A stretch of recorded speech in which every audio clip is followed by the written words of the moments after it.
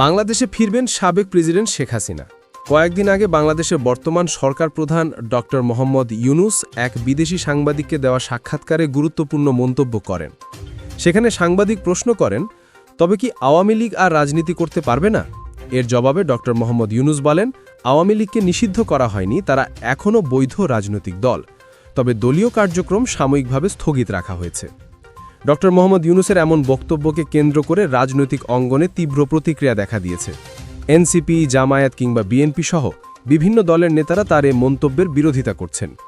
অন্যদিকে কয়েক মাস পর নির্বাচন সামনে রেখে অনেকের ধারণা তৈরি হয়েছে যে খুব দ্রুতই শেখ হাসিনা দেশে ফিরতে পারেন। কেউ কেউ মনে করছেন আওয়ামী লীগ হয়তো আবারও নির্বাচনে অংশ নিতে পারে। এমন উত্তেজনাপূর্ণ সময় ঢাকা প্রেসের এক সাংবাদিক যখন একজন রিকশা চালককে এই বিষয়ে প্রশ্ন করেন, তিনি সরলভাবে নিজের মতামত প্রকাশ করেন। আজকে আওয়ামী লীগের সময় ধরেন খারাপ, 10 বছর পরে আওয়ামী লীগের সময় ভালো আইব না। আর 10 বছর যাইতে চোখের ফলক, মানে অনকা দিন মাস বছর যে কেমনে যায় বুঝাও তো যায় না। হ্যাঁ, তারপর কইতে কইতে 10 বছর গেছে গেতে আওয়ামী লীগের ভালো প্রতিষ্ঠান বা আওয়ামী লীগ কেমনে ছাড়িয়ে দিব।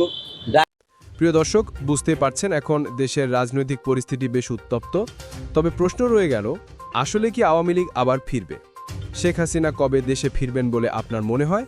আর শেখ হাসিনা ফিরে এলে বর্তমান নেতাদের অবস্থান কি হতে পারে? আপনার মতামত কমেন্টে জানিয়ে দিন।